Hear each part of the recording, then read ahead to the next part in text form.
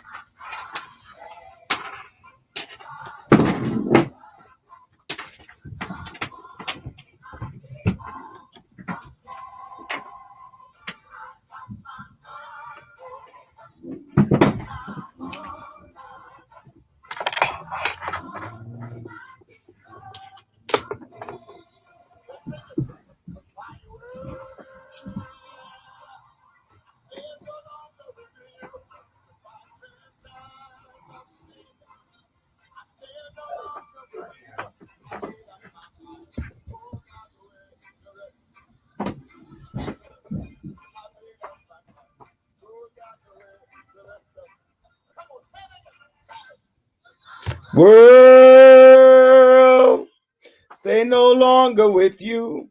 The pleasures of sin, no longer with you. I open up my mind to go God's way the rest of my life. I go up my mind to go God's way the rest of my life. Born again. Thank God I'm born again. Born again. Thank God I'm born again. Born again. Thank God I'm born again.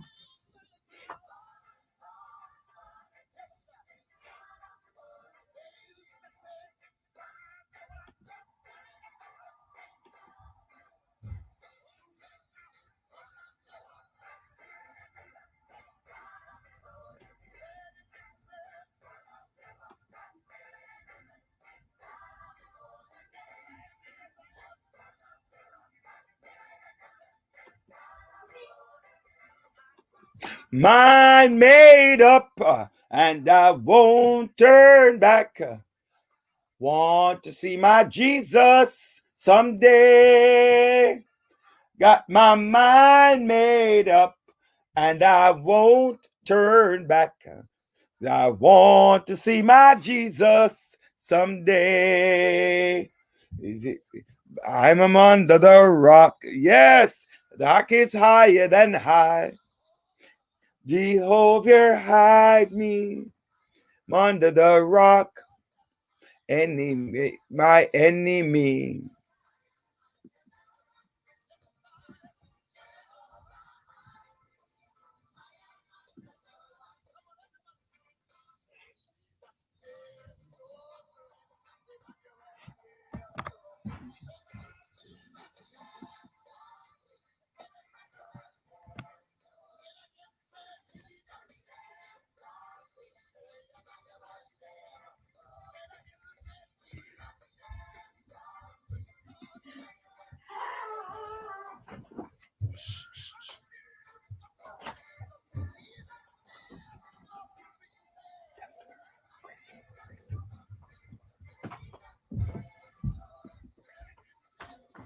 Me rock upon Jesus, Jesus' name so sweet. Me rock upon Jesus, Jesus' name so sweet. Mind made up, and I won't turn back. Sing with me, sing with me, sing with me. Someday I got my mind made up. Yes, I won't turn back. I want to see my Jesus someday. I want to see him upon his face, there to sing forever. Good evening, ladies and gentlemen. Actually, I'm going to see one more thing. I want to see if I could get this for you today. Let's see. I got this thing here that I'm working on, right? It's, well, she's still, I was trying to get Annette's song up so that you can hear it, but it's not coming out. She keeps sending me a link. As a matter of fact, you know what? I'm gonna call her. Hey, don't tell me no singing, Maxine. I love to sing. As a matter of fact, ladies and gentlemen, I'm actually gonna call the artist right now, because I keep telling her that we can't get her song up because she keeps sending me a link. So let me just see if I can get her while we're on air. As a matter of fact, Andre, see if we can get you on and tell her that the link she's sending us is not the link we need. We cannot get that on the air. All right. So good evening, Matthew. Good evening, everyone live on Facebook. Maxine, I see you out there joining us live. Simone, blessings. Thank you. Our hostess, Tawana, will be joining us shortly. We have a great show for you today. We might not be able to top last week's show, but thank you for joining us out there in the world, wherever you're joining us from, where you're coming in from, right here directly live on 92.1 FM, GD FM, on Facebook at Roderick F. Daily, on TuneIn at 92.1 GD Radio. If you download the app, GD Radio, so you know when to come on. Like, we're getting fancy on the YouTube channel, which is the Village Talk Show. So, we need all the hits. We need all the hits out there, right? We need all the hits out there to see what's going on. And everybody who's watching us on everywhere around the world, just note that the village is all about the community. It's about empowerment and development. We are dedicated to empowering the community to live a healthy, safe, and financially capable life, helping each one of us in realizing our dreams at any age, any point, starting from today. Success is not just spoken, it is done. I see that Annette Hall is joining me on Facebook. Annette, I need for you to call in. I need for you to calling us in. If you can hear me, call me in at 347-652-0451. Annette, give me a call just check the thing I sent you. We're gonna put your song out there right now. People can hear you. All right, so that people can hear your good song. What's that, YouTube? All right, so let's try it again. Let's see if we can get. But we just had an album release, ladies and gentlemen, and that this show is about helping others to come along, as it did last week with Dr. Edmund Moore, right? With Dr. Edmund Moore. And so Andre's not coming up for me. I give them, not it. I give them. As a former school, how would I rate my teacher on this one, Tawana? I give them all to you, right? Mm-hmm. It's still coming up as I give it. Yeah, I'm just. Yeah. Yes. I do see it on one. I don't see it on the other. So what am I doing here?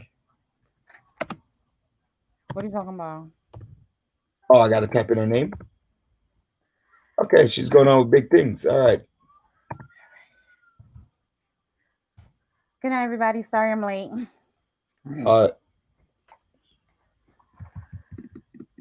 Motherhood, mother duties.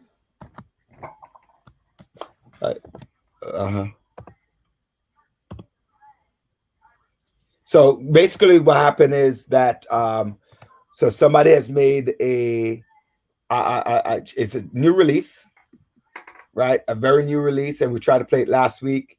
We're not able to get it, so we're gonna work on it right now, so you can hear some of it. You're not gonna hear all of it, right? So you're gonna hear it right now, right?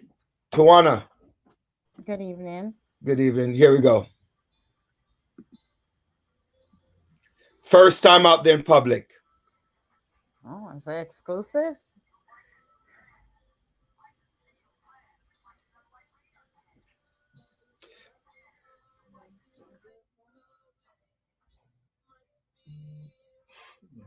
It's been out there.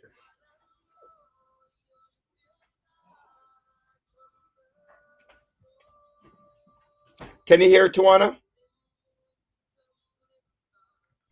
No, I'm not hearing it. Where are you guys playing it on? Like off the computer, off another device?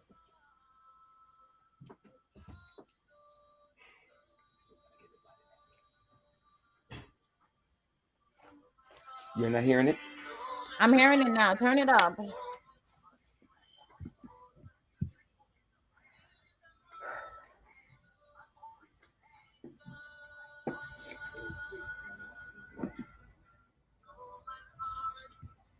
All right, we're gonna start it over. Let me give me a second. Let me try to start it over.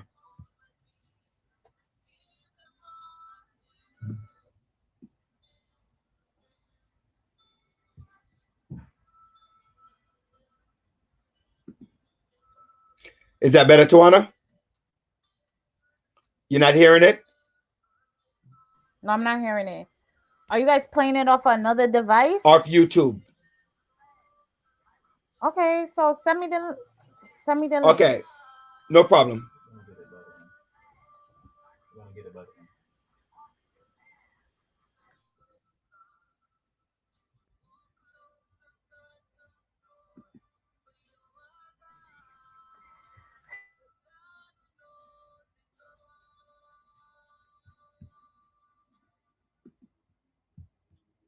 So I'm gonna try to get that link to Tawana. Last week we were a little bit we couldn't get it, but now we're getting it, but we're not getting the audio. Thank you, Venice, for bringing that up. So we're gonna what you do, Andre, just send it over to Tawana, and so let's see if we can get up like that. But good evening, ladies and gentlemen. Thank you for joining us right here on The Village. There's so much that we have to talk about today, so little time. We have two guests this afternoon. One of them you're familiar with, Sanford Livingston, who is going to talk about more about finances and financial responsibility. And we're also going to talk to Dr. Mitchell Smith, and he's going to, we're going to talk a little bit politics today, Tawana. Yes, we're going to talk a lot of politics today. So, and the voting has begun, and a lot of people are voting early. I voted already. I voted. I did an absentee ballot, but I feel like I need to go in person also to vote. What do you think? I agree. I think that we need to all try our best to get to the polls. We don't know what's going to happen with this mail-in ballot stuff. Yes, it's considered the safest alternative due to COVID-19. But I also believe that you need to take the time out to get out there. If you got to take time off of your job or go there early in the morning, get to the polls and cast your ballot. Do not look at the line.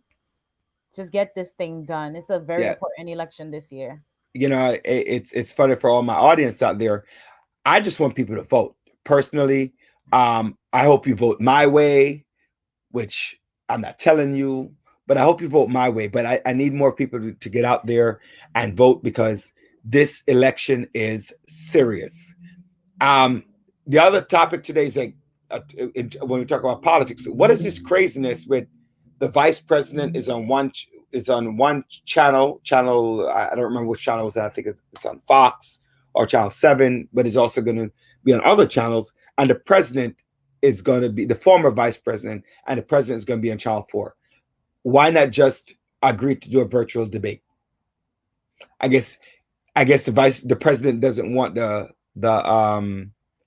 the host to mute his mic because he keeps interrupting. Right. I guess that's why he'd rather do it in person. So thank you, Gloria, for that. It's going to be on channel 7. Channel 7 is going to be Joe Biden. WABC is going to be Joe Biden, and NBC is going to be NBC is going to be for the Mr. Trump, right? But so what do you? This is a new thing we're seeing. Everything this election is new ways of doing things. This remind me of the movie The Circle, where they're trying to get everybody to vote via their phones and trying to consolidate everything into one social network for voting. And we may be looking into this type of voting in the near future, the very near future. I think everything is going to be strange, right? I television is making fun of it. I watched Jimmy Kimmel Live last night. I was up a little late, and he was how they did a paper. His co-host, not the co-host, I guess his sidekick showed the clip of how he voted, and then he went to the box and it shredded his vote. We was trying to do a Gamble earlier on today. I was trying to go to the corner store and show you guys, but it didn't work out. But Gamble is very funny. Yeah, he's funny. I saw him last. I was watching it, I think last week or the week before we did the clip between him and Shaq. And the size is he's like about 5'2" and Shaq is 7'2", and so you're watching the thing, the image. I have Annette online right now. Tawana, can we get that tape up or no? Can you try to see if we can link it? So you want to try it? Yeah, we got it. So ladies and gentlemen, without further ado, just give us one.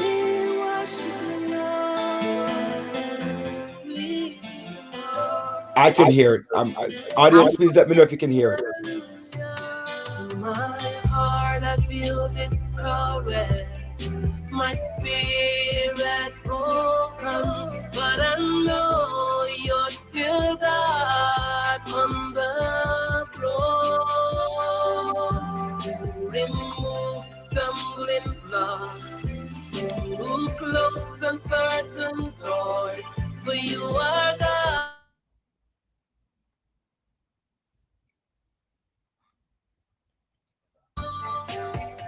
Know my heart, you know my thoughts, you know my needs, all my being.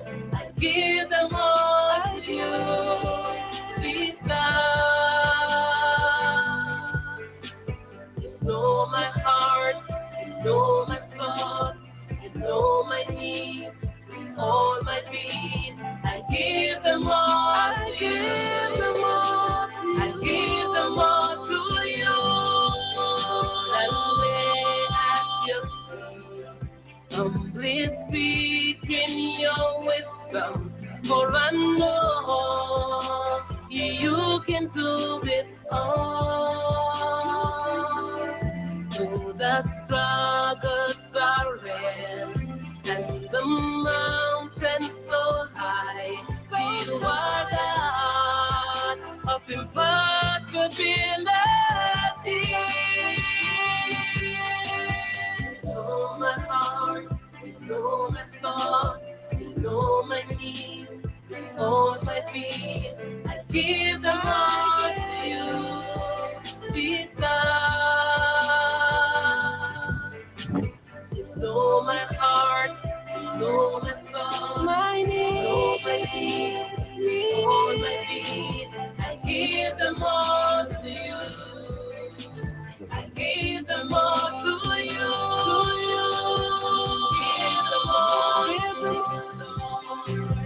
Give them all to you, Lord. I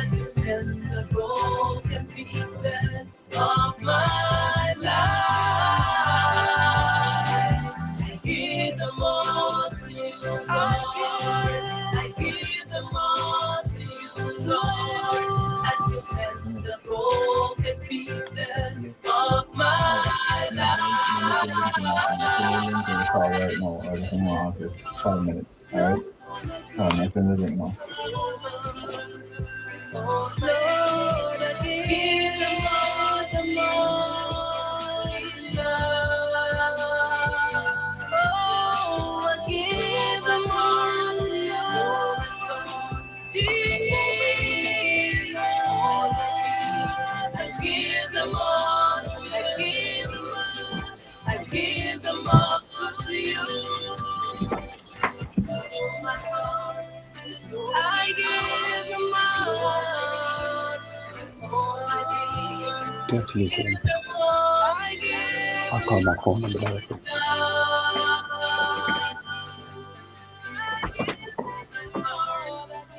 Mm.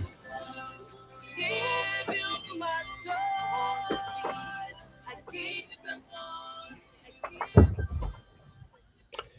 Yes, yes. I give them all to you.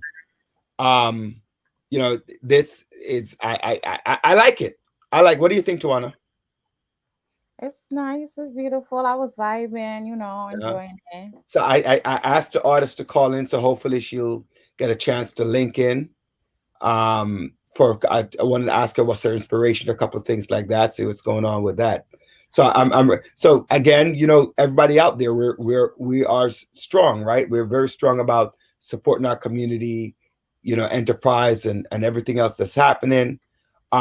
So I see Dr. Smith is on. Let me link him in, and then I'll just go through some of the stuff that we want to talk about for a little bit, right? Hey, Dr. Smith, how you doing? We can't hear you. Why is You may have to I think you have to re-log in. Can you hear me? Right, but we can't hear you. So maybe your phone is muted. if you got an iPhone, make sure the little thing is not down. Take it off mute. On the side, take it off mute. Or disconnect your Bluetooth. That may help out. All right. So while Dr. Smith is trying to get everything done, now COVID is on a surge. What are we looking at here? We're looking at 216,000 dead.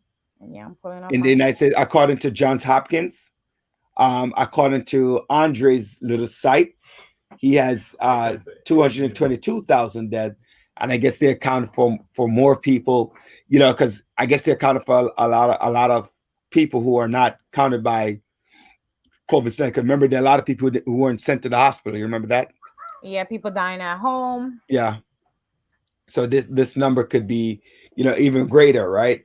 New York State has seen a surge, but it's not as bad as it was before. But a lot of these states now, which are seeing this, Iowa, where the president is camping, it's like everywhere he goes, he leaves the COVID virus, right? COVID-19. Everywhere he goes, there's COVID-19. Right? But these are battleground states. For the people who are listening out there all around the United States, when you look at the map that's turning red, you look at the red states, and these are people who are extremely defiant about wearing masks, about social distancing. And I should be able to, I heard one person said, God, if I'm supposed to get the coronavirus, God sent it to me. God is not about evil. So I don't want people to be sending out those kind of stupid messages that God is about doing evil things. Right? What do you think, Tawana? Can you hear me? Yeah, I can hear you. I just gotta unmute myself. I don't think it's a matter of God is doing evil because he's a God of wrath us also. I just think it's a matter of using wisdom. Like, use your common sense and use wisdom. Don't put yourself out there and then blame it on God when God tells you to use wisdom. So I just think that's what it comes down to at the end of the day. Yeah, God wants you to live and and prosper. So of Right, course, he's gonna ask you to use and wisdom. worship him, praise him and give him thanks, and that's what it's about. I mean, I do understand, I do understand, when people say when it's your time is your time. I do get that. But it's really not about the foolishness of saying that it's God sent it, right? God sent it, right? Dr. Mitch, can you hear us now? Yes, I can. Can you hear me? Yes, I see that. Look at Yeah, you cruising. that's exactly what I was thinking. I'm multitasking here today, y'all. This is not safe for a doctor. But it's wonderful. It's good to see you, Tawana, and it's good to see you, Roderick. Yes. Bless you both. Bless you both. Yeah, it's a pleasure. Your volume has to go up a little bit. It's a little bit too low, so I don't know if you need to take it off something, put it on the car one, whichever one. It's a little too low. Okay, I'm gonna see if I can do that. Man, keep your eye on the road, though. I need you around, Mitch. Keep your We eye don't on the need this road. for our show. All of a sudden, we hear spoof. It's all because of the village where I met an accident. We don't need that. Listen. All right, so we need Mitch. Tawana. Yeah, continue with the numbers. I'm sorry. Yeah. Doing Snapchat. No, that's all right. But it's just some of the stupidity that I see. The current numbers we have: New York have 500,000 people who have been affected. We're now dropping in terms of our number. At one time we were number 1. Now we are number 4, right? We're behind Florida, Texas, and California. Yeah, we got to use wisdom in this current situation and not let. I'm sorry, guys. That's all right. Hey, Jaden. Don't get him started. He can't hear you.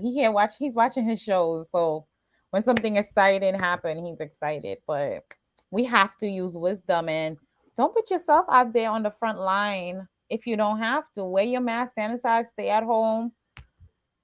Right. Yeah. Don't Right. make these excuses because one man who may have a army of medical physicians to look after him is making these dumb decisions. Don't follow him. Yeah, Venice brought up a good point when I spoke earlier about the one person said, "I'm not wearing a mask because it's up to me to catch it." So she made a very good point. Just as he warned people before the floods and they were lost, same here. Leo, I see your comment. I give them all to you. Big tune. Yes, I see that. That's a good one. That's a good one, Venice. That's a good one. And Simone said actually she was hearing Dr. Smith just fine. So maybe just try to come back on the link. I'm not sure. But, again, ladies and gentlemen, you're watching The Village right here live, whether you're on Facebook, whether you're listening on TuneIn Radio, whether you're listening on 92.1 FM, right? Whichever one, you could call us in today. You could call us in directly at 718-791-3950, 718-791-3950. You could call us in right there. And, if you have any comments that you want to call in, right? Try calling the other calling numbers if it goes through. Right. Hey, Doc. All right, I'm back. I hope my volume is better now. I pulled over to the side. So Tawana and I can feel a little safer. All right, no problem. So Dr. Smith, because I know we're a little bit behind schedule with you, about 10 minutes behind schedule. I want to give you, I got a call from a 914. Right. Andre, just see if it's somebody's calling the show. 914. Check my missed calls. So, Dr. Mitch, tell us a little bit about yourself. Well, I'm originally from New York City. I'm relocated to California now since the early 90s. I was in Amherst, Massachusetts, where I attended school for about 20 years. I ran a youth development program there. Wait. You attended school for 20 years in Amherst, or you're pausing there for a minute? You're Okay. In Amherst for roughly about 20 years living in Amherst. 13 of those years were spent as resident director of the Amherst A Better Chance program. Village. And moved out to California in the early 90s. right. I I've got been you. here- Hold on one second, Mitch. Uh-huh. Go ahead. You're live on the Village. Hello. Yes. Good afternoon. Yes, I was calling to talk a little bit about the voter suppression and just the political situation going on at the moment in regards to the election. Yeah. Okay. Can you, Chuana? Can you hear? Okay. So actually, you just called in almost right before our speaker got on. So I guess I'm going to give you an opportunity. Mitch, you're going to get a question before or comment before. Let me know if you can hear before we even get started. Will do. Go ahead. What's your name? My name is Kush Camu. I'm from the Bronx, New York. Hey, Kush. How you doing? Welcome to the Village. Thank you. What's your question or comment? It's a little bit of both, yeah. So it's about the voter suppression that's being speculated about going on this election. I'm someone who strongly believes that there is active voter suppression, since that's essentially what our country was built upon. Once Black American slaves were free via the 13th Amendment, we were pretty much still bonded to the laws of slavery in regards to not having active vote within our political system, being 3/5 of a person. So I believe that mentality just carried over for the last 150 years since slavery ended, in which every struggle, every election is going to be a fight in itself, just to be secure that all of our Black votes, all of our votes from people in our communities are actually counted as much as votes of people from outside of our community who have more power, more money, and don't have the same history as us. And then you think about Congressman John Lewis just passing this past June in the height of the movement and the uprising, and he fought strongly for voter rights and making sure that Black Americans had the right to vote, and even taking several beatings in his youth while protesting for the right to vote for Blacks, and to make sure that the KKK and the police don't obstruct the Black vote on election day. So my question would be, with these theories of voter suppression going on, what is the proper response for our community to do? Is it just to pack out the polling places? Is it to make sure that our younger siblings, our grandmothers, or the people who usually don't vote are voting? Is it to withhold our vote so the clear message is sent?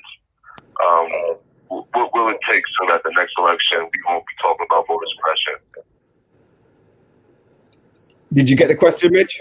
I heard the question, and I want to respond to the question, and I want to respond like this, brother.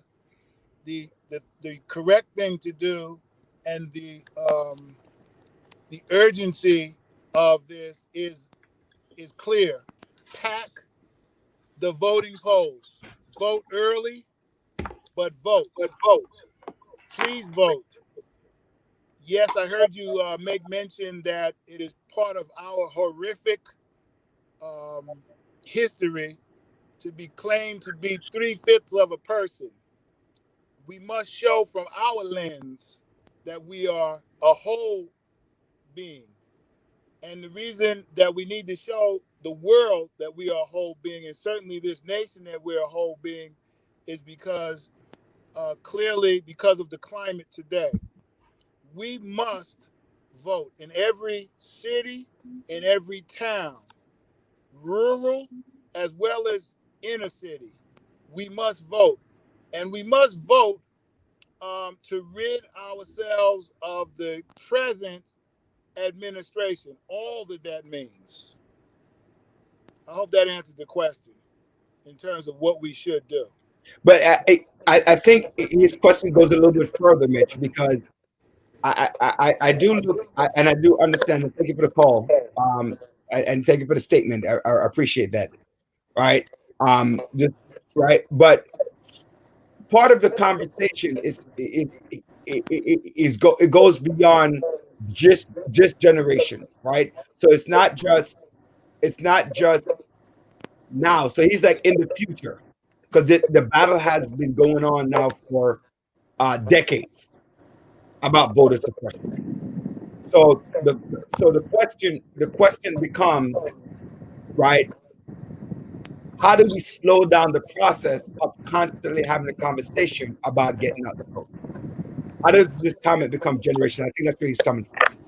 Very good. Well, Roderick, I'm a lifetime educator, and I believe at best, education is key. And I find that we must not start with just our generation, but look towards the generations to come and begin to educate them about voting, voting rights, and the necessity to embrace the very fact that we are able to vote. So I would answer that in one word: education. Yeah, I like that. I like that as well. I also like the statement that you said about packing and going out in great numbers. And Roger, you always talk about that voting impact. And that is part of the education as well, like voting impact. I believe that a lot of people think that if you don't ram the boots or there's not enough people there, then you don't have the power. So if it's only 5 or 6 people on the line after the time pass, you don't have the power to say this doors need to stay open. So the more people are there, the more power we have to change the trajectory. And the other, I would like to just add a little bit more to what you're saying, Mitch. There's always going to be apathy about voting. So it's voting and voting rights and the ability to vote is cyclical, right? So when you look at the 1800s, after slavery, like you said about the 13th Amendment, after that, there's a big upsurge. We even had senators who got elected that were black, right? Right? But then there was a downsurge, and then in the 1960s there was an upsurge, and now in 2008 there was a big upsurge as well when Barack Obama was running for president, right? And now there's going to be one. So every year somebody else turns 18. Every year you have a new citizen. Every day you have a new citizen. So at the end of the day, I think we're always going to have the need to educate, like Dr. Smith said. Right? And again, thank you for the call. So, yes. So, Mitch, give us a little history. How far back can you go when we talk about voter rights? I know you're still a young man. You're still a young pup. Still a young man. Right? But in your studies, tell us a little bit about what Shamu, that pronounced right, brought up. Like, let's talk about history a little bit. We know, in the history of the United States, where the first black senator was 1872, that didn't really last too long, right? Because once that piece was over from 1865 to about 1880, the blacks being elected to office didn't really exist anymore at that major level. And then our first black female real candidate was Shirley Chisholm, who ran for president in 1972. So you look at it, almost 100 years, if not 100 years, when we talk about being at the pinnacle. And then again in 1984 and 88, we had Jesse Jackson, right? To be viable. Now we have a black woman, Kamala Harris, who is running for vice president. So talk to us about that. I gave you some of that history, so now let's you can put in all some of that there. So it sounds like you did a wonderful job of the history in terms of voting rights and our inclusion in the voting process. Maybe we should bring it to date and look in the last 10 years in terms of what has been the effect of us going to the polls and voting and getting our constituents in strategic positions. And I think that if we looked at that history in the last 10 years, let's say the last 4 years of our President Barack Obama until now, and then the overturn of politics. Let's see, the political climate changed when Trump got into office. Can we all agree with that? I think he presented a different look. Yes. Yeah, I think and to be honest, with every administration, I feel there's going to be a change. There's going to be a change. There's going to be a different look. But how this particular administration has affected Black Americans, how it has affected Brown Americans, how it has affected all Americans that do not consider themselves white Americans, has been evident in all of the policies that this administration has put forward and has plans to put forward. So historically, if one was to ask me, well, has there really been a change, quote unquote change? My answer is no. I think that we're still grappling with the fact that that America has to come to terms with its people of color population, starting with recognizing them, as the brother said, as an individual. I think that we have to be able to come to the table, to sit down and eat at the table, and the policies that affect us need to be also set by us. And I think that hasn't been heard historically, if you want to talk about history. Right. So, and you're out there in California, the home of. I think. What did you say? You're from actually the town where she's from? Well, in San Francisco, so the Bay Area. Okay. What is that like? What is the feeling out there for Kamala Harris? I think the feeling that a lot of people are pushing for her to win. I think there's a lot of Joe Biden and Kamala Harris opponents, but I also think that there's a sentiment here in Northern California that we have Trump sympathizers. So one thing for sure, I'm looking on both sides of the aisle, and I see that folks are geared up to vote. I think that voting polls are set up to be able to handle the amount of inflow of people that are going to be coming through, both doing early voting and, of course, on that November date. I think that the political climate is that people on both sides of the aisle, by the way, see urgency.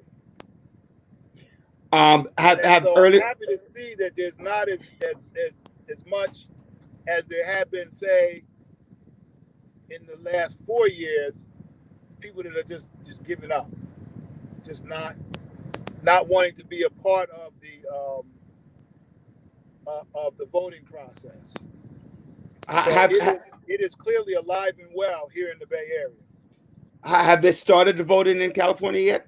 Oh, absolutely. Absolutely. I was looking at some stats earlier on, and I know that there's something like 40% mail-in vote already, and a little over half have actually voted by mail-in vote. Yeah, I just saw today that in New Jersey, over 1 million people have already casted their vote. Yeah, interesting. Yeah, and like I said earlier in the show, I've already voted here in New York, but I did absentee ballot because we don't have early voting as yet in New York City. Yes. So, what are some reasons why you would say to somebody who has not voted before to get out and go vote? I think that reason, in my mind, is clear. And one of the things that I'm telling a lot of folks, I work in an area in San Francisco, Bayview Hunters Point, and they try to call it a melting pot, but it's not really a melting pot. And the area that I work in is predominantly African American, Latino. And when I speak to folks that are planning not to vote, by the way, I ask why immediately. And the reason why is because they don't feel like their vote is going to matter. And then I educate. And I educate folks and let them know that there is an urgency for them to vote so that they can be heard.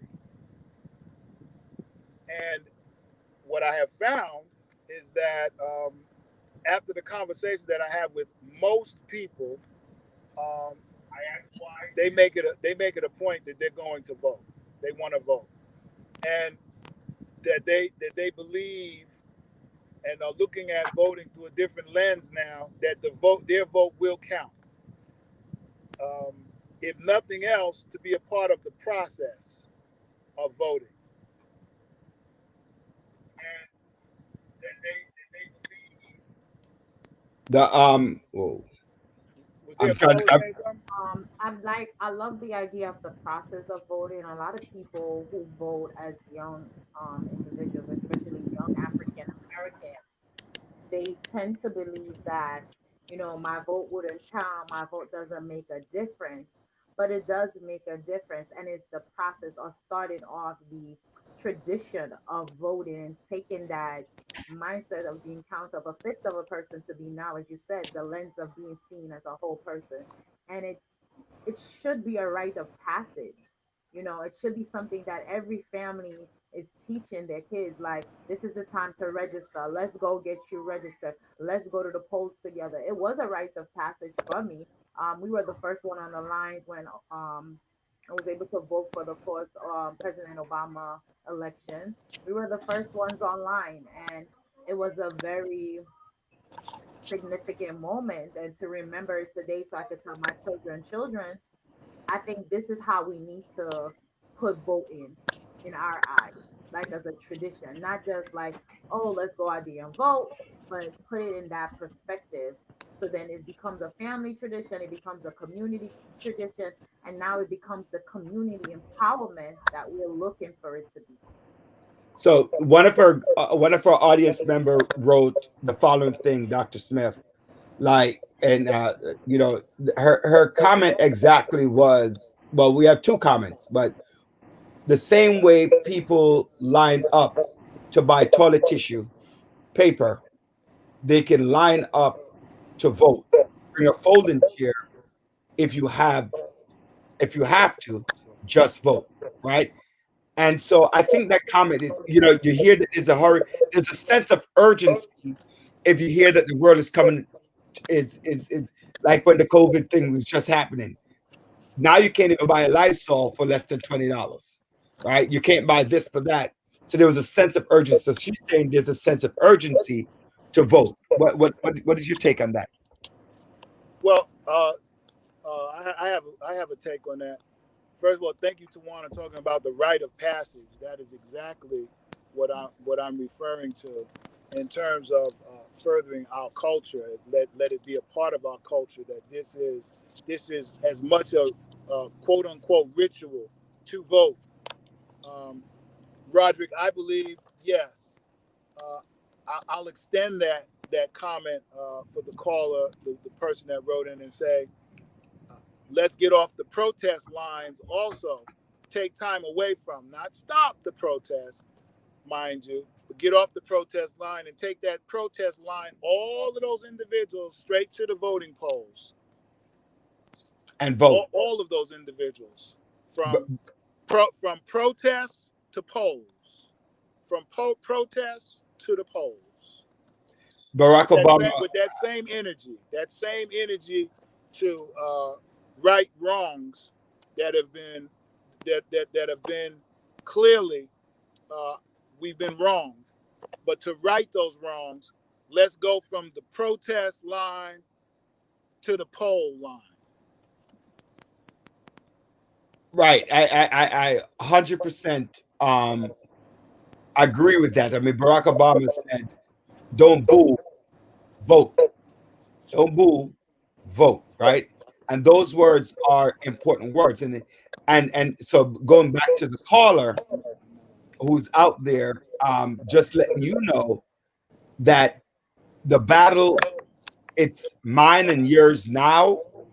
And like Mitch said, it transcends us, right? So we have to teach our children the importance of voting. You know, I often talk about, Mitch, and you could elaborate on this a little bit. I always say to people, one of the first things they want to take away from you is your right to vote, right? If you get, they want to count you in their cities if you're incarcerated, but they don't want you to vote. So why is it so important to vote that they're taking it away? I think that you have to be inclusive and not exclusive. I think that just as we were denied an opportunity to read or to write, right? We didn't sit down and not read and not write. Although we lost formally hundreds of years, and you can see the effect that it has had anytime you look at education now and look at our kids. This many generations after we were quote unquote allowed to read and write. I don't think because we were not allowed to read or write, we just didn't do it. There's a certain amount of us that believe in liberation. And in liberation is being completely free. That means I can read. That means I can write. That means I can vote. Well, who says so? Well, I say so, first of all. It's right. My rite of passage. Absolutely. And we instill that in our people, in our young people in particular. When we instill that, then no matter what, they're going to see the urgency, and they're going to understand it's a rite of passage. It's what we have to do. We have to read. We have to write. We have to vote. I like that. I definitely like that comment. So joining us is Sanford Livingston, and he's also from over there in the Bay Area. Yes. You know, so just hanging out for. Which one am I reading? Okay. So just a couple of things that my producers give me here to read. Trump and Biden hold dueling town hall events after cancer debate. You know, Donald Trump participated in town hall moderated by Savannah Guthrie, and that's going to be on NBC. Joe Biden participated in ABC News town hall in battleground state of Pennsylvania. All right, so you know they're both getting out there. Mitch, they don't have show me your driver's license. They don't have show me that your grandfather was born in the United States for you to be able to vote. They don't have can you read this to vote. What are some things in our time that they're using as voter suppression? Well, one of the things is you know, in terms of being inclusive, that means everybody. But if you have a felony, you know, which I've never understood, by the way, if you've had a felony and you're incarcerated, or even if you don't have a felony but you're just incarcerated, your right to vote is taken away. I disagree with that completely, particularly since that's part of the new Jim Crow system. Right. That's mass incarceration. Right. That's the brother that stole $5 and he's a senior citizen and he can't make bail, and so he's just in the system for a year or two before his court case comes up. That's right. He's not allowed to vote. That's right. So that's a major one right there. That's a roadblock. No, they're not asking us to count jelly beans in a jar to be able to vote, but you know, anybody that's involved in the criminal system is not allowed to vote, and that's a problem. And Mitch, if I may add, there's two more, Ruddy, that's out there. One of them is if you don't have the right kind of student identification, they were taking a whole lot of, even in Wisconsin, a lot of students, if they didn't have the right registration forms and the right identification, they weren't allowed to vote. And I think you guys have seen Bloomberg down in Florida raising money for those folks that had those fees and dollar amounts associated with tickets that weren't allowed to vote. And he was actually raising money so that they can pay $16 million worth of those things so that people will regain their ability to vote. Yeah, and that's what I'll add one more. You know, when you talk about the senior citizens, are people who are like myself, right? I throw myself in there. I can't really stand on the line for 8 hours, right? That can't happen for me. Where you hear, oh, if you're mailing your ballot, it's not going to count, right? That's a form of voter suppression, because there are individuals like myself who can't vote. Like, oh, we're going to stop mailing ballot. We're trying to push you. You know, that's, you know, so people out there, please listen up, you know, to some of these comments. Your vote counts. And I get the other one that says, oh, I'm in a blue state or a red state, my vote doesn't count. That's not true. Every vote counts for everyone. Yep.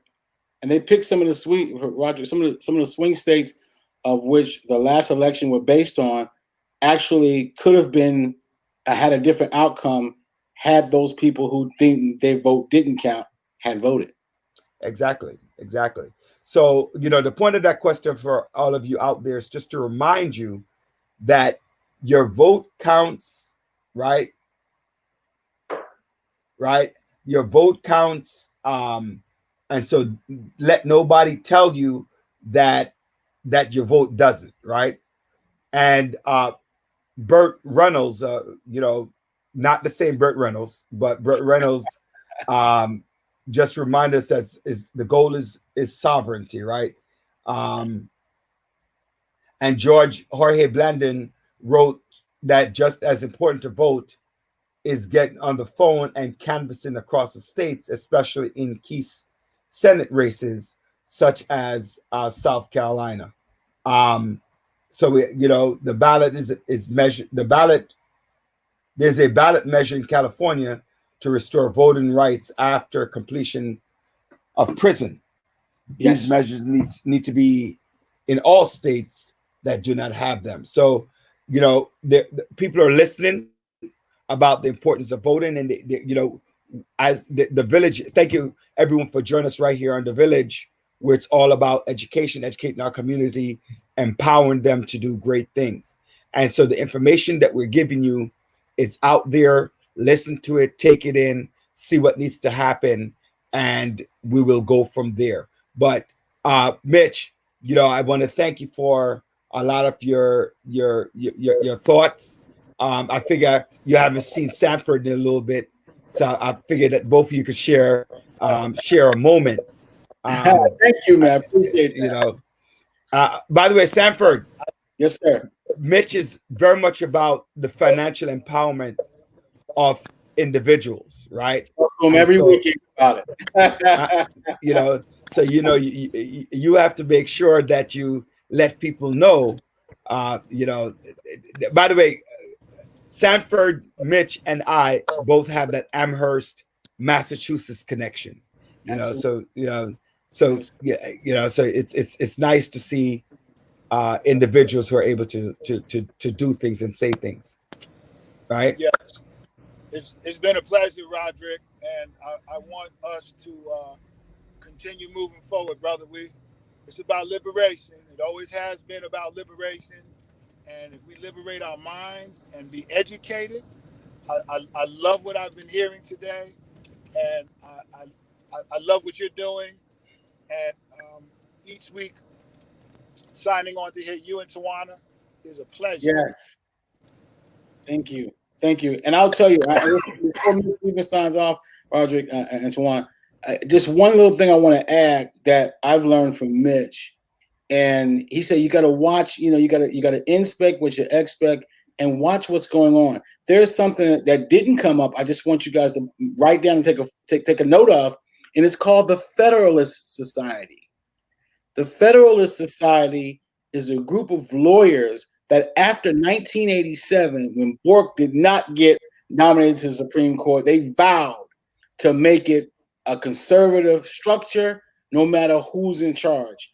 That's what this whole piece is about, with the new judge, Amy, coming up, and whether we have, no matter what the election process is, we're gonna have a big fight on our hands. I just want you guys to write that down and look at the Federalist Society and understand what that means, and how we can also, after we get this, Roger, this piece about this voting, we get this done, Tawana, we then look at how to organize so that we can say this is a down payment on never again, and we can move forward without having to relive the past. Excellent point. You're muted, Tawana. All right. It's not two thumbs up, it's just one. Give me two thumbs. All right. But that's a beautiful point, Sanford. You need to come off this. Huh? He's done. He's giving you a thumb and he's driving the phone is going all right, Mitch, you're making Tawana nervous, as well as I. All right. So Mitch, it's a pleasure. We're gonna segue over. All right, Mitch. Thank you for being on. I appreciate that. So Sanford, welcome back. You are one of the persons that we speak to on a regular as we talk about finances, right? But let's not just segue into finances, but let's combine the importance of the political field and finances. So let's think about some of the effects that voting, politics have to do with finances. And some people are really nervous and saying one of the big things for why I want to keep Trump in office is about Wall Street and the stocks and the economy. Yeah, what do you have to say? What do you think about that? I think that our vision and values as brown and Black people have been highlighted during this crisis period of healthcare, jobs, and economic viability. And a lot of that is tied directly to voting. Right now, we're in a fight of our lives, you guys, when it comes to healthcare. We're talking about not just, the structure in which they're combining things and putting together, and us not being able to have access to healthcare. You're talking about the Supreme Court. There's a ruling coming up that if this person's put in charge and our votes aren't counted properly and doesn't reflect the feeling of the population, we can have, wipe out healthcare for 30 million people right now. During a pandemic, crisis where people are losing their lives. I mean, that's why it's incredibly important. And I was talking to your folks a little bit about what's happening. I wanted to just give you this little anecdotal piece of information. I always try to give you stuff where you can go look it up later. You look up California billionaires get richer during pandemic. Do you understand that $385 billion has been aggregated to about 15 people?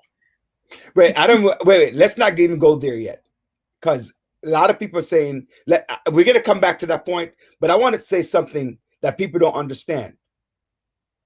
We had so many billionaires under Bill Clinton, under Barack Obama, who were both Democratic presidents, right? They were both Democratic presidents. Mm-hmm. So when people think about the stock market, we had a recession under Bush towards the end of his second term. Then we're going to get to your point as well, right? So I just want people to understand something very clear. Economics, I like to say this to people. The middle class, no matter who's in office, they always say we're going to help the middle class. But there's a certain point where it's just not. The middle class pay what the rich isn't paying, and they have to pay their fair share and then help out the people that are low income. That's right. And the rich pays for themselves. And they look at loophole like Donald Trump is doing when he got a $72 million tax refund. So at the end of the day, when people start thinking about economics, it's virtually everybody needs money, because the government, in order for you to have a second term or even a term at all, you have to show how you're going to provide finances to people. So it doesn't matter who's in office and who is not. Economics, right? It really doesn't matter. But Bloomberg, when he was mayor, in his last couple of years of his term, he doubled his net worth. He's now worth about 62, whatever his number is. But he came into office in 2001 worth $6 billion.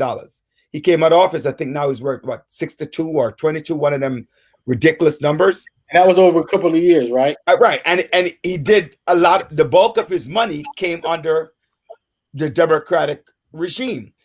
What's his name from Amazon? Mark Zuckerberg.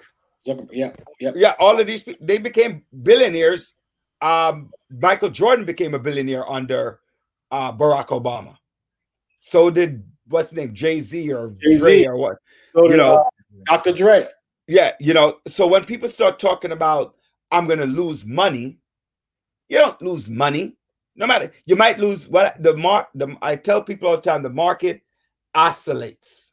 So one day it's up, the next day it's down, the next week is up, the next week is down. You're in there for the long haul. Money doesn't change hands with Republican and Democratic administrations.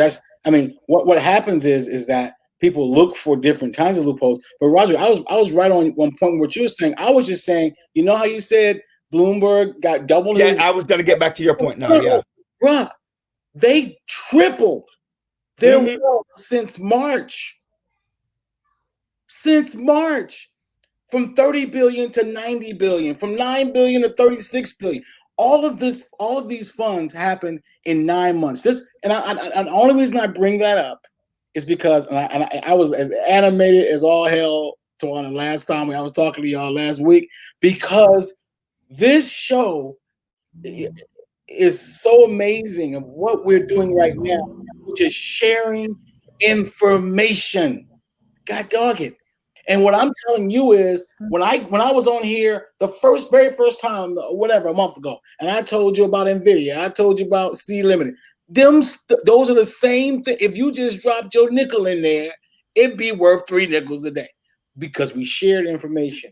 And all I'm saying is that we're going to share information. We're going to do what we're doing, and we're going to. I got some just information I want to be able to get to you offline. And the Village audience, I'm just letting you guys know how fortunate I am to connect with you guys, but also to just let you know, use this platform. This is one of the most dynamic platforms that I'm way in Oakland. And you're right. Kamala Harris is from Oakland. There's a whole bunch of stuff going on, but there's a lot of things that was in Oakland. Remember, Huey Newton, PhD, wasn't some brother off the street, started Black Panthers, Oakland, was carrying guns and making sure that the cops didn't shoot people down and stood there and made sure they were safe in Oakland. And it's about sharing this information and for finances, for us to at least take away from it the ability to be worth more than we were before you spoke to me. And that's when I was telling you, you were talking about your viewers or your listeners wanting to establish investing clubs and stuff like that. It used to be very difficult. You used to have a LLC, and you had to have a treasurer. You had to open one account. You had to buy 100 shares. All of those things have dissolved. Everybody can have their own account. You can have your Robinhood account. I got Acorn for mutual funds. I got Stash for those other pieces. And I can go back and you tell me about NVIDIA or C Limited. I go buy not a whole share, not 100. I can buy $10 worth because that's all I got. Or I can buy $5 worth. That's all I got. But it's the issue of the actual information that we're sharing. So one information, if I can just leave you with one thing, you know good and well that the world has changed, right? Right, the world's changed. You know that. How do you normally trying to get stuff now? When you shop, how do we shop, Tawana, mostly now when we're going to get stuff? On app, online. So you know that. I ain't got to tell you that. And by the way, Tawana, thank you for telling me about the kids voting. My kids, 18, 20, they're voting. We got that going. So I just want you to know I heard you. And we're good. So I got them right here. So, you know that e-commerce is the thing. And you say, well, I'm a run to Amazon. Don't just do a one-trick pony. Do you know you can go and look at all the e-commerce sites? You could look at Alibaba. You could look at C Limited. You could look at Mercado Libre. Mercado Libre is the South American e-commerce. They're booming. These things are booming. So what you do is you put together your own cadre of these stocks, and all of these stocks in the past 9 months have doubled in value. Yeah. So you said a few things. Wait, Tawana, you were about to say something. No, just saying yes. E-commerce is where it's at now because, as you know, all the bigger retail stores are closing due to the fact, not because of COVID, but due to the fact that they couldn't transfer their retail business to an app-based on-demand business before COVID. That's right. Because that's what Kmart, that's what Sears, that's what they struggled with. It wasn't really, it was not COVID. It was going from an app, getting their shelves on an online platform, which was an application, and they refused to market. Exactly. I was using it as an example. I was just saying that was just one example that all of us can see, right? Yeah. And if you want to respond to that, you get in your little group and you say, hey, who else is out there we can kind of connect with from an e-commerce standpoint that we can do? My daughters got together and they said, hey, this vaccine thing, when it does jump off, it's going to be big. What 3 companies should we be at least looking at and learning more about? They came up with Moderna, they came up with Novavax, and they came up with Pfizer. Those are the 3 companies. And then we said, what's their market cap? Market cap for Pfizer is $210 billion. Moderna is $29 billion, and Novavax is $9 billion. So if Novavax is in that mix, I would put a heavy weight on Novavax because when it does hit, it's going to have a bigger impact on their revenue. Those are the kinds of things on this village audience and the airways that we share, and we can share this information that we may not get it someplace else. So yeah. Good evening, ladies and gentlemen. I just want to thank you for joining us on The Village. You were here with Sanford Livingston from out there in Oakland, just talking to us, just rapping with us about the finances. You know, the village is all about the community empowerment. It's about making sure that you have the education you need and the tools necessary to go out there and seek information. Note that we're an educational show. We're not a financial show. We're not a political show, but we're an educational show. It's up to you to get out there and learn the information. Sometimes you could pull us to the side, whatever the case is, but learn that you're watching the village. You're listening to the village right here on 92.1 FM. You're listening to you're on gdradio.org, on TuneIn Radio. You listen to 515. Whatever way you listen to us, we want to thank you for being with us this week on Facebook. We want to thank you for joining us. And, you know, so Sanford, one of the things that what you said, and sometimes, you know, we talk about, today we're focused on economics and politics, but I want to and I don't want people to think for a moment that that you need to be rich to invest. And I think a lot of times people get turned off when they hear investment because they're thinking, I don't have any money to invest. And you brought up a very good point. You could do partial shares, but the point is, if you can find the money to buy a pair of Jordans or buy a Louis Vuitton that has no real value other than it looks good and it makes you feel good, which I guess those are values, right? I shouldn't say that has no real value. But when I'm talking about you want to go on vacation, you bought the Louis Vuitton already, you can't sell it back. Or you can't say, let me get that money back. I worked for 2 weeks. You're not going to get the same value for it, right? Whereas what I tell people all the time is to have that residual income, that this is making money for me. I could take some money from what the money they're making for me to do what I need.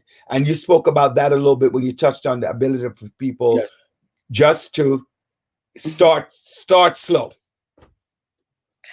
And thank you, Roger, for putting it in those terms. Because I talk fast. I'm telling you, because I'm bubbling over with this information, and it's exciting, and it's crazy when you think about it. You mentioned some things, so I'm just taking some little journeys. When I go to the store, because out here you can buy alcohol from a grocery store, right? And some of the bars and the alcohol and the bottles of wine are $150, $200, some of them, right? They don't lock those up. Guess which ones they lock up? Hennessy. Yeah. Douce. Because they think that those are associated with those kinds of brands. Not think. No. Not think. No. and these are in white neighborhoods, so it ain't even people that of color don't even shop at some of these places. But here's the thing. So what my and I had my daughter bring up something for me, and the reason why I bring this up because you started bringing up luxury brands. So they got this stock, and take this symbol down, LVMH.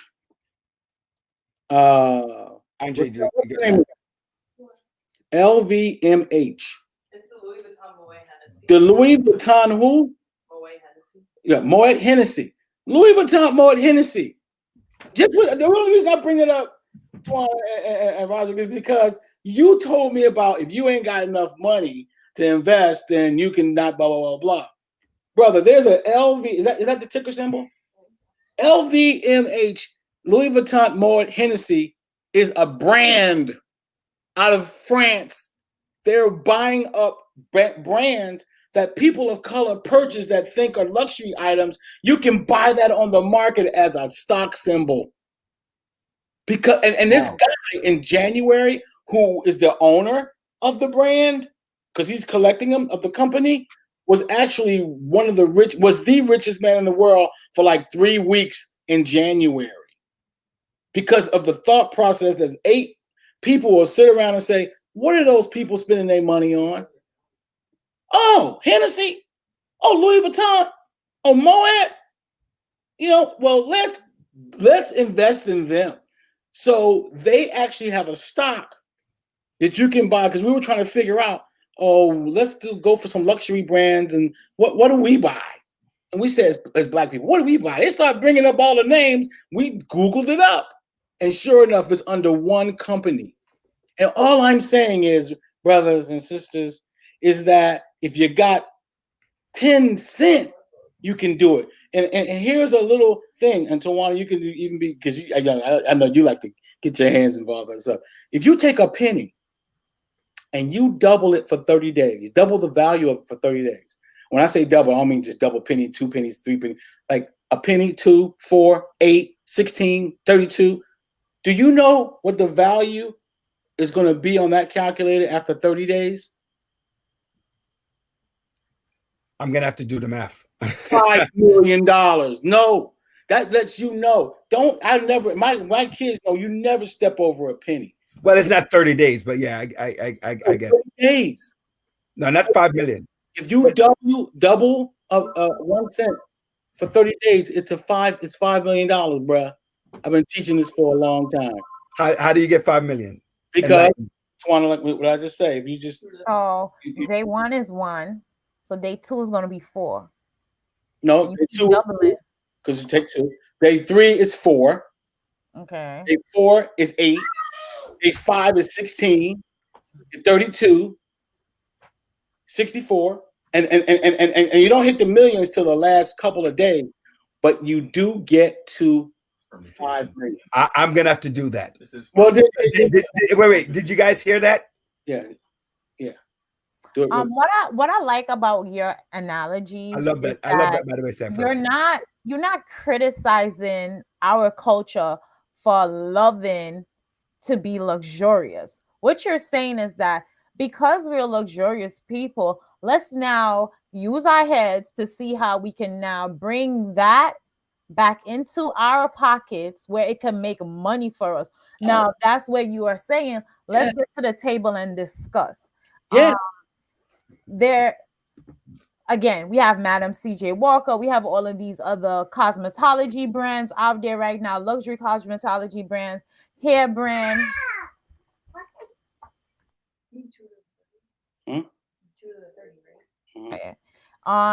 Hair care brands, all these different brands out there. And the thing is, our people are willing, they want to learn. It's just that the conversation on a platform like this needs to be heard. It takes one of the upcoming brands or Black-owned cosmetology brand to go public and now start acquiring, now start doing the conquest that you were speaking about. Yep. Yep. And that's all, exactly. I learned not to judge, because judgment is whatever. It's good or bad. There's an old story about a guy who found a horse. Is that good or bad? The horse came and it ran away. Was it good or bad? It came back and the kid rode it and he broke his leg. Is that good or bad? Well, when the army came, he couldn't go to the war because he had broke his leg. Is it good or bad? We can go on and on about judgment, but what we can do is reflect back and pull that energy and that and those values and that stuff back to us. And we're very good at doing it. We're very good at understanding values. But what happens is, if we get too good at it, what I wanted us to do, the last thing us to do is to be able to protect ourselves and make sure we keep it going, so we don't have to read about another bombing of Wall Street, Black Wall Street, and the tearing down of this and that and the other.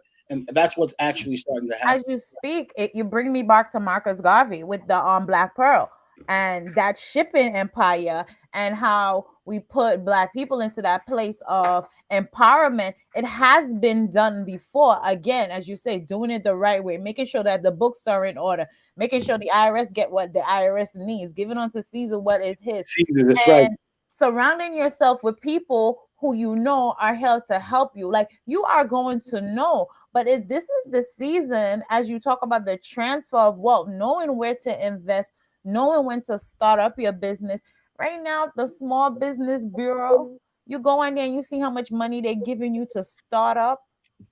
They're not giving you a job. Don't even talk about it. Don't put up the number. FDC.com.org. I'm looking right now for any black business. I got an intake form, and I'm saying, I'm gonna call you. I've been telling somebody to reach out to you, but they playing. Boop. I ain't gonna call no names. That's for you, Andre. That's for you. That wasn't for me. That's for Andre. I went online the other day and I was like, they're giving all this money just to start. Trump, they throwing out money like this. You know why, Tawana? Because if you go back to 2008 and 2010, 92% of black businesses failed with the SBA. The money is high. I was like, okay. And all I'm saying is, right now, we're getting ready to go to a company called Cocoa Breeze out in Oakland on High Street. They sell curry goat, oxtails. And that's what they're giving the money for, restaurant industry. They're like giving you, they're like, here, go start your franchise. Here, go do this. Here, go that. And they're giving you the capital. Yep. You don't even have to have credit. What they're doing now is that they're actually building the seating outside. So it looks more Europeanish, so that you don't have to eat inside. So Cocoa Breeze doesn't even have a place to eat inside. They built it all in the parking lot in the outside areas, because they're saying going forward, they don't even see people wanting to eat inside for another 8 months or 9 months. Even the European movement was happening with the change with the plastic bags, even with how they change up Times Square, putting more seating outside, even how they were slowing down traffic on certain blocks. You know,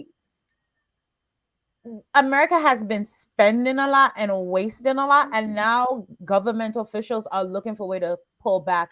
I know we are on different topic, but something that you started off with that I think is very important that we didn't really get into is the healthcare and the importance of the voting and how it affects healthcare. Because of course, if Roderick, the buying consumer, is ill, the buying consumer has to worry about whether or not I have to pay for the medication or order on the e-commerce site.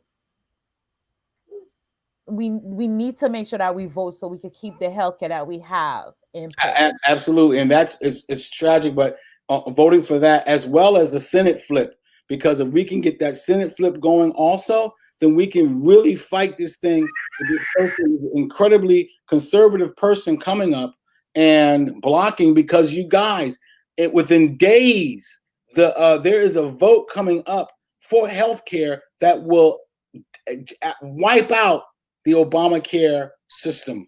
And this is what I told somebody this weekend. I said, this whole thing about this man taxes, all of this is a smoke screen so you could forget about what's really coming forward for the vote.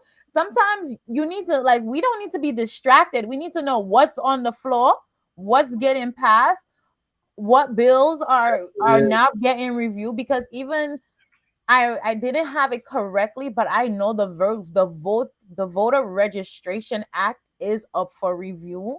Yes, it is. So these things, we have some major issue. Even Roe versus Wade. Oh my God, yes.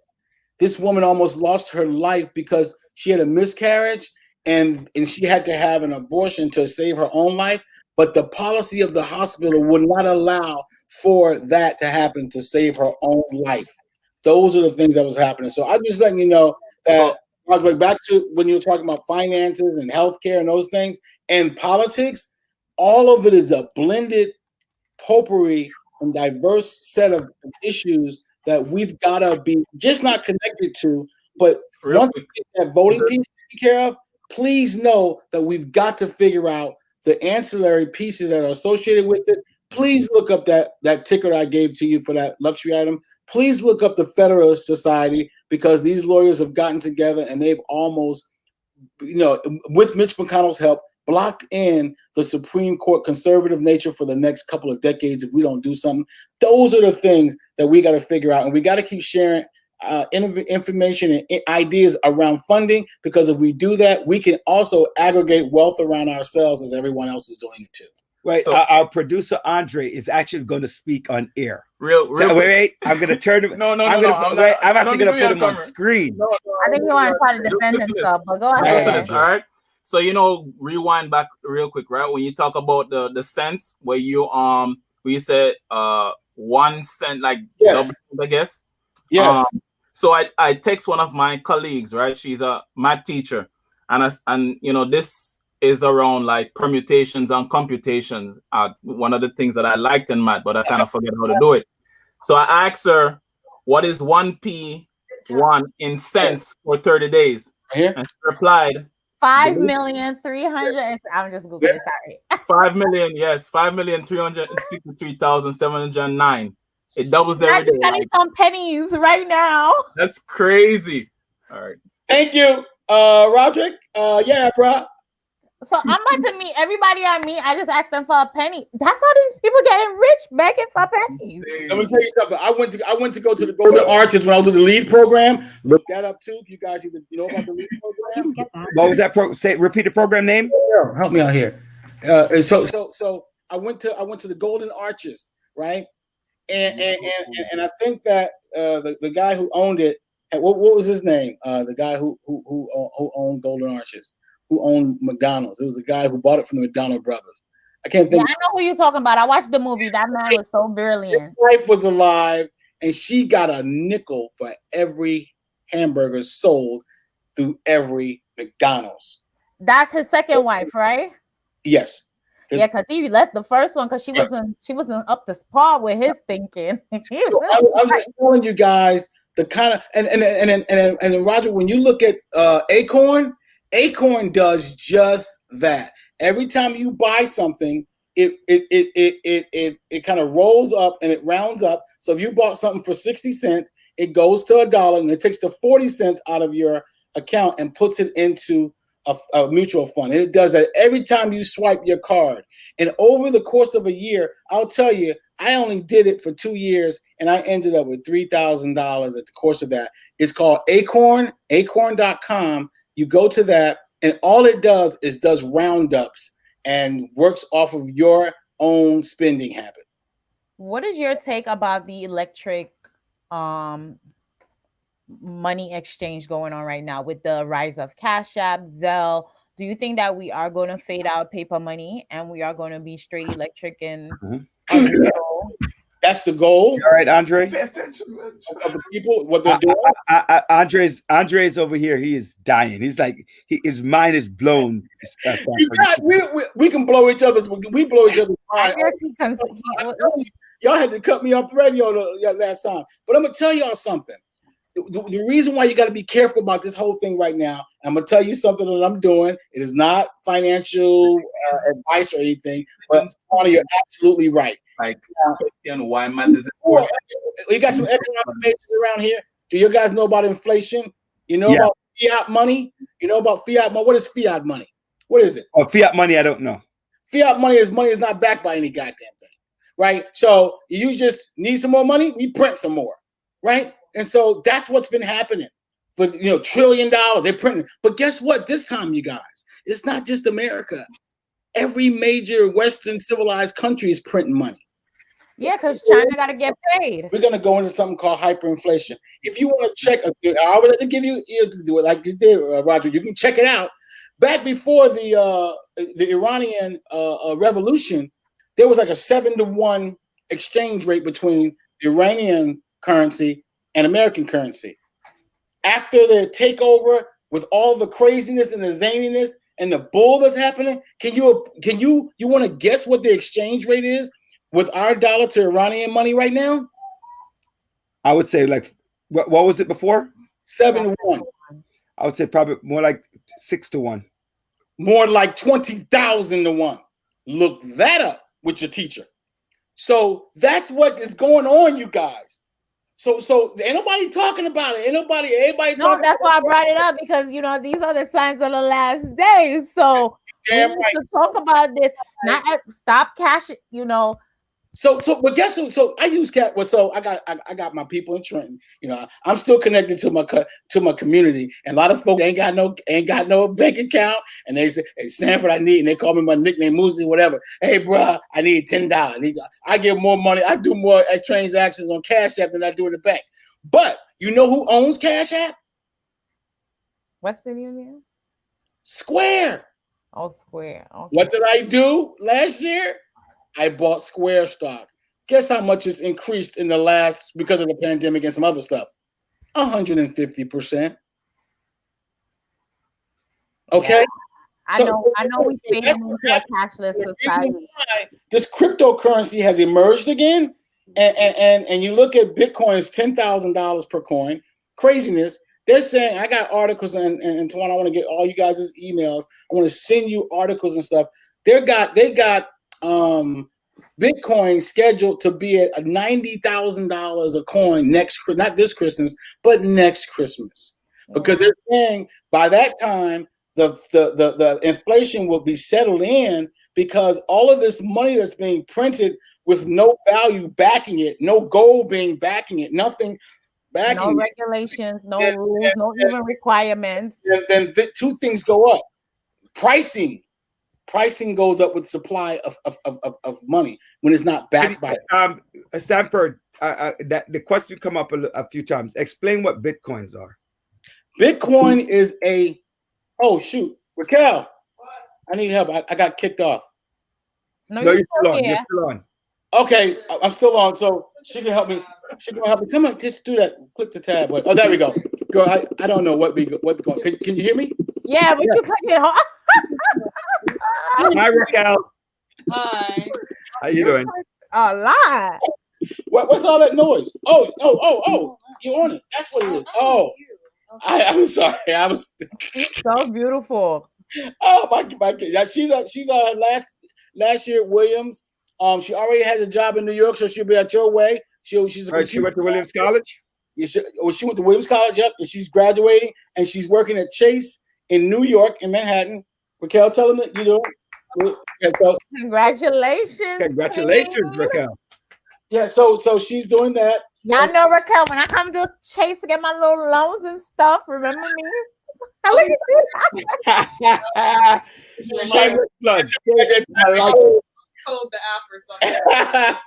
But she'll be in there. Is it Manhattan or Brooklyn? Which one? I don't know yet. It'll be like New York Metro, so somewhere on the East Coast. And she just came back from where? Where'd you go to school in overseas? Oh, in Kyoto, Japan. I studied abroad there. So she's doing her thing. So I'm living it, and I'm talking to you guys, and that's what we're doing. But that is what the show is about, and that's something that Roderick always stressed. He wants people out there to see that this is something that when you look in the mirror and you see this skin complexion, that success that Mr. Livingston and his daughters and his family is having is the same success that is there for you. Thank you. And just to let you know, tomorrow, while we were talking, the whole Bitcoin thing, that's electronic currency where somebody a while back said we need to come up with some way of trade, international, that's outside the scope of central banks. So each person becomes a bank. And then this currency is limited. It's only a certain amount of it. And so when it's like that, then you can't reproduce it out of thin air. And so what happens is it's hidden in certain places on computers and programs. That's why when you look at certain people, they have huge semi trucks, these 18-wheelers filled with computer programs that mine for a certain Bitcoin. So there's miners for it, but also if you're on like Robinhood, the system, you can actually just purchase it, and it fluctuates like 24 hours a day in terms of value. But there's also some lesser well-known like Ethereum. And Ethereum is the second well-known currency, and right now it's trading about $380 a coin. And what they're saying is that one's probably going to be about $9,000 per coin come December. And what it is, you guys, it's the ability to have currency that we can transact business with no matter what we're doing in the world. And what they're doing is a lot of people that are actually, the companies that are actually investing in it are people like Visa and MasterCard, because they realize when they're swiping their card that they're almost like an intermediary. And if they can have an intermediary of also cryptocurrency, then they're taking their thing to the next step. So look up Ethereum. And I think, like I said, it's $3.80. And all of these things can be traded on Robinhood. And these Robinhood and Stash and Acorn is allowing the common man to get involved in international trade via currency and stock. My homegirl sent me Robinhood like 5 times already for the month. Every day she talking about her stocks. I'm about to go do it tonight. She gonna be like, man, you had to hear it on the village for you to do it, right? They're gonna give you a free stock. Yeah, she was like, here go your free stock. Come tell Raquel actually got it, right? And Raquel, this is the last time I'm bringing it on. Raquel, tell them what you got for $5 and what happened. Quickly. It wasn't free. I bought this stock called Enphase Energy. It's a solar power company. It's like you like solar power stuff. I like clean energy or whatever. Give them the ticker. So I was like, oh yes, Enphase Energy, ENPH. You're muted. Come closer to the mic. Come closer. Okay. There was a stock called Enphase Energy. The ticker is ENPH.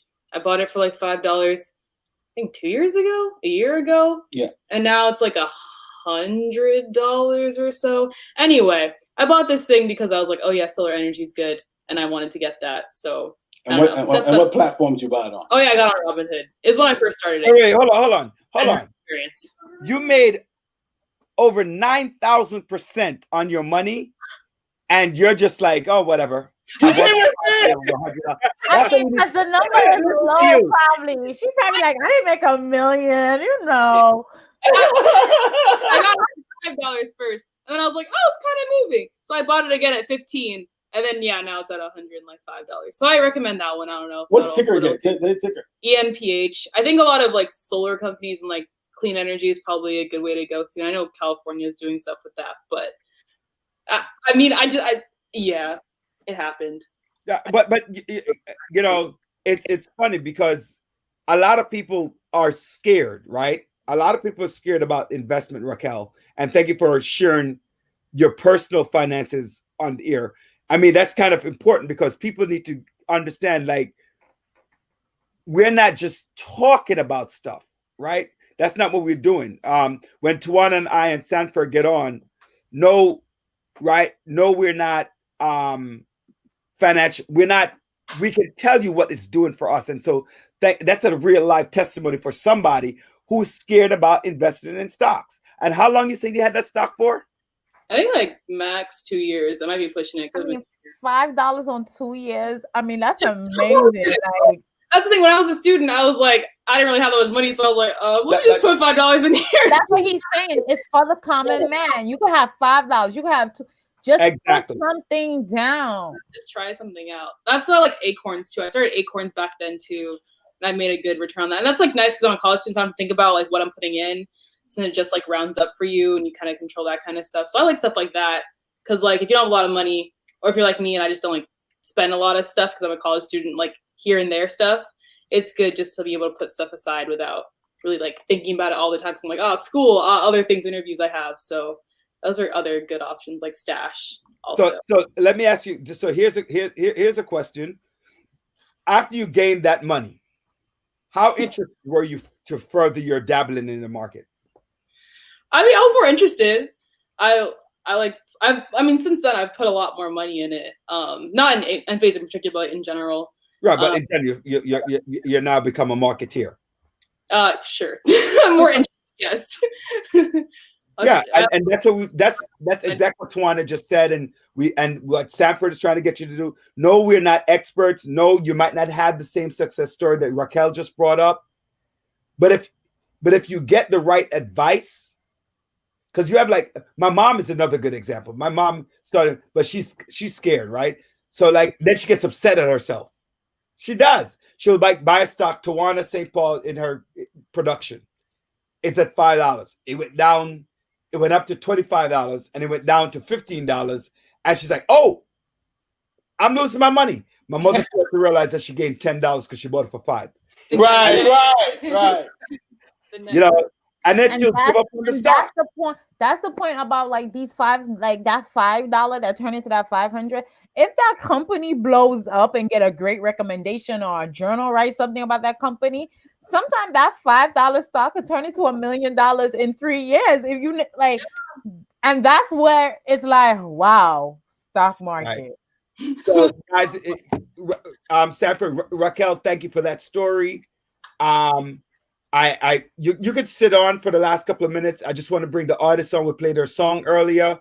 I'm just gonna ask Tawana, if she can cue that song up, just like 2 minutes of it, right? And thank you, Matthew, for that comment. There's no success without taking the first step, and that's what Raquel did. So appreciate that. As a matter of fact, as we're talking about success, we are going to bring on.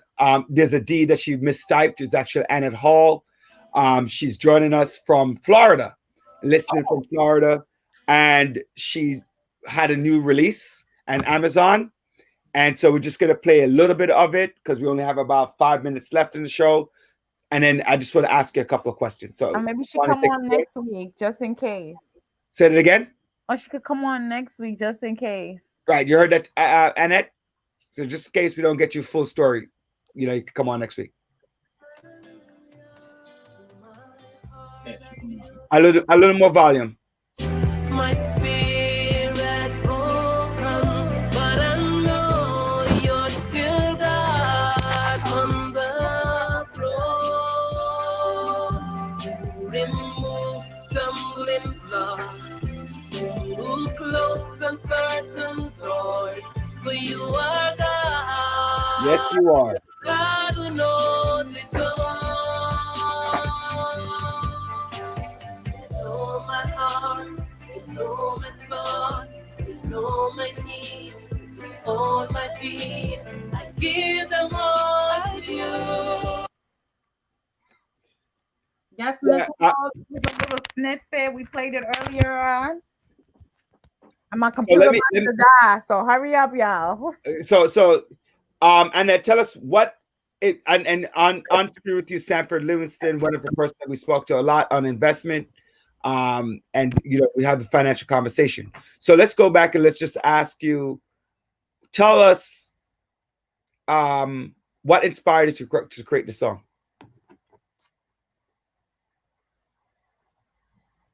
You're muted. Turn up your volume. You just press mute on the screen. On your volume, you need to turn it up. Unmute yourself off the screen.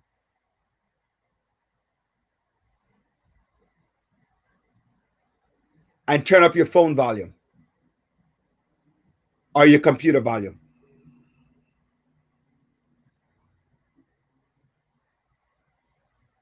Still can't hear you. Can you hear me?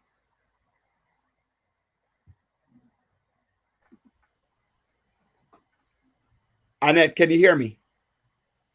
Shake your head. So, well, we can't hear you. Go ahead and say something.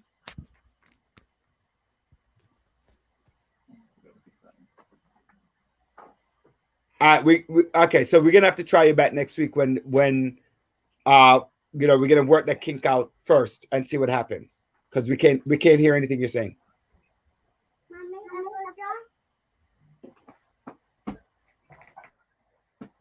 Oh, she could hear me. All right, go ahead, Roderick, with the outro. So we're gonna continue playing the song, but just remind people, thank you, Sanford, for joining us this week on The Village. Just keep coming with the information and the stocks. Andre is so excited. He's captivated by the numbers. I like the stock and I love the testimony of your daughter, Raquel. And thank you everyone for joining us on Facebook. Thank you for on www.org, gdradio.org. Anywhere you find us, we're here every Thursday. We'll be back next week, Thursday at 7. We're going to bring you the artist Annette Hall as we try to get the last 2 minutes of it. Remember, The Village is all about the community. It's about empowerment and making sure that we're dedicated to empowering the community to live a healthy, safe, and financially capable life. Helping each one of us in realizing our dreams anytime. I want the Wells Fargo. Success is not just spoken, it is done. What are you doing to be successful? Annette created an album. Raquel invested in the stocks. We're sending out the message. What are you doing? And thank you for joining us in The Village. Go ahead, Tawana, take us away. Thank you. Yeah, I already closed it. Bye, everybody. Have a good night. All right, have a good evening. And see you next week. Thank you. Bye-bye.